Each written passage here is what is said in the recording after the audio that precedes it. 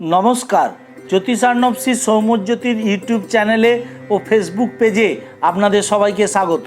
আপনারা যারা শনিদেবের কুপ্রভাবের ফলে নিত্যদিন শারীরিক ও মানসিকভাবে কষ্ট পাচ্ছেন, আপনারা এবছর এই শনি জয়ন্তীর দিন থেকে অর্থাৎ 27শে মে মঙ্গলবার দিন থেকে একটানা 1 বছর প্রতি শনি ও মঙ্গলবার দিন এই সহজ উপায়টি করুন।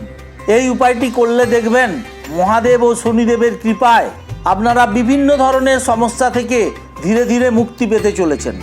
আপনারা 2টো মাটির তিলের তেলের প্রদীপ নেবেন, সেই প্রদীপে লাল রঙের সুতো দিয়ে বাতি করবেন, আর প্রদীপের মধ্যে একটি গোটা লবঙ্গ ও একটি গোটা এলাচ দিয়ে দেবেন।